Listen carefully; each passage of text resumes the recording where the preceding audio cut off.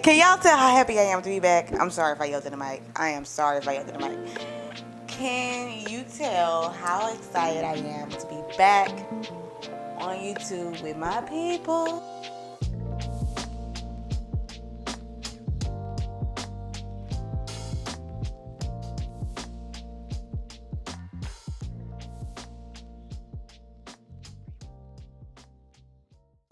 Y'all really are my people though. Like, I have, like, as all humans, we have all these different factions of our life, right? But like, you always have this one thing, and you're like, this is where I'm really lit over here.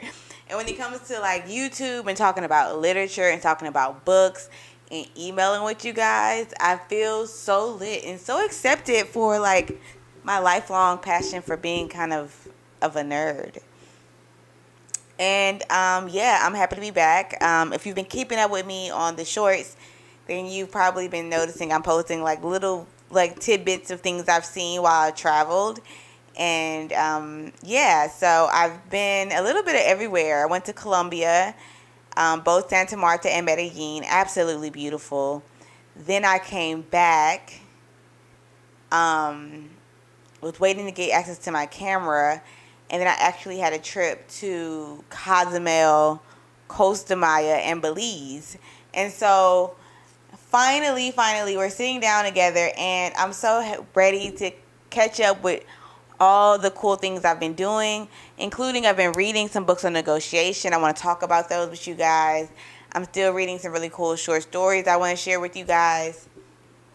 But today, I want to get to the last part of that series about black men in literature, because it's just been waiting so long. I actually had tried to record it one time, and I think that I was trying to do the whole go live YouTube thing, trying to figure it out just to show up even if I didn't have my camera.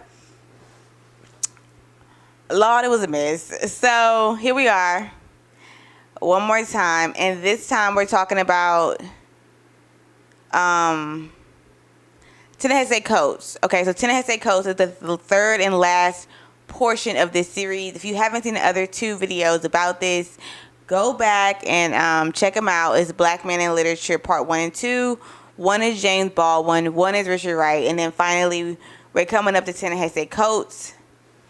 And so Ta-Nehisi Coates' letter to his son asks that the African American person learn to protect their bodies.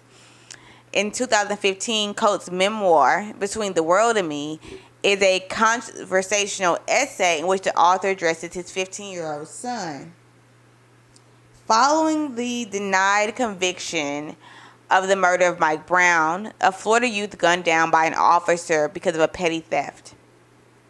This moment, to Coates, is the first time he has felt compelled to explain the complex identity and equally complex survival tools of a person of African American heritage and what they must embody in order to survive the land of the free. Coates urges that there is a intricately devised scheme to destroy the bodies of African Americans, and in defense, African Americans must do whatever necessary to protect their bodies.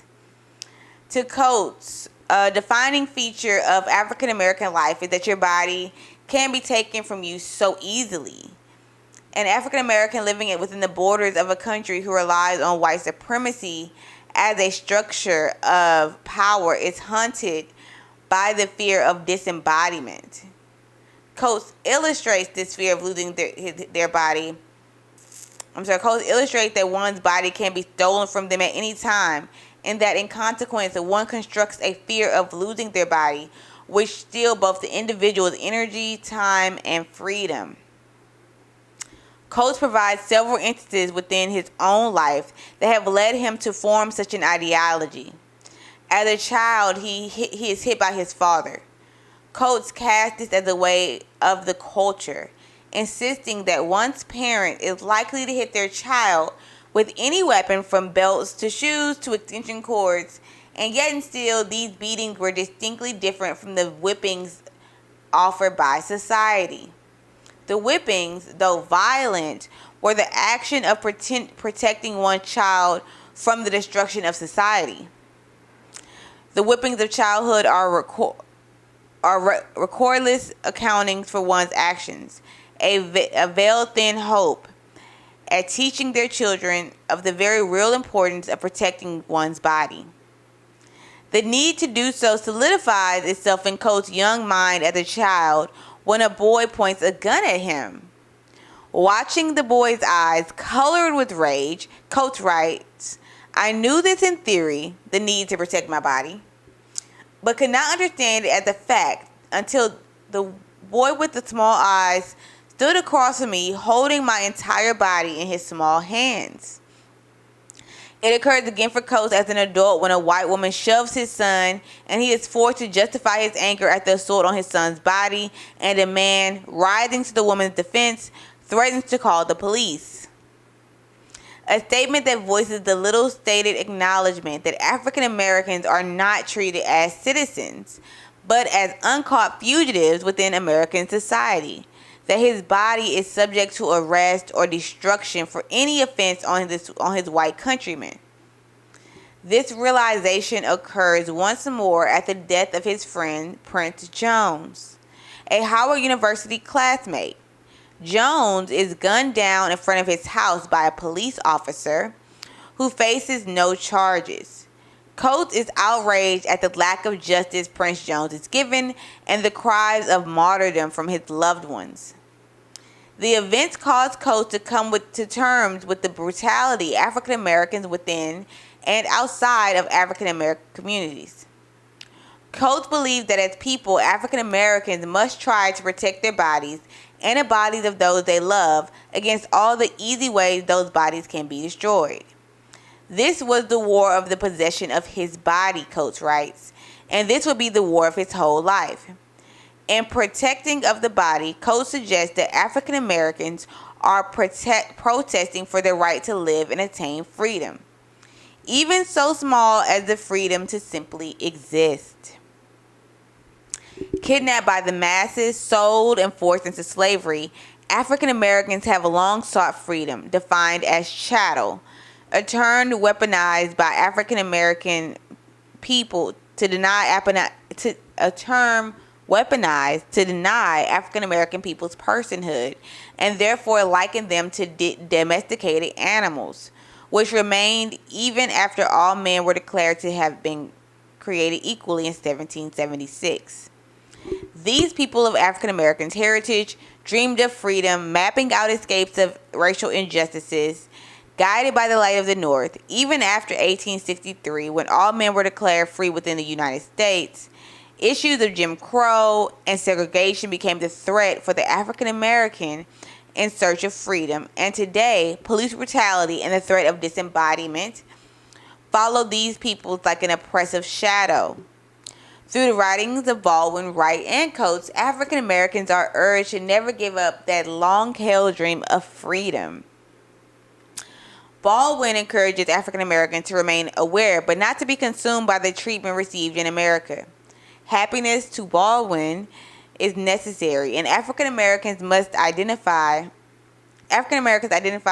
identity must never become a reaction to white people's hatred. For Wright, the attainment for freedom is the ever-present yearning for more. Throughout the memoir, he recalls his hunger multiple times. His hunger becomes a metaphor for his ambition and the desire to overcome racial injustices within the United States. Ta-Nehisi Coates argues that in the face of racial injustice, the African American only attainment of freedom is the protection of his own body. Coates insists that the war is over the possession of African American bodies, and one must protect it at all costs. For them to have is to relinquish freedom.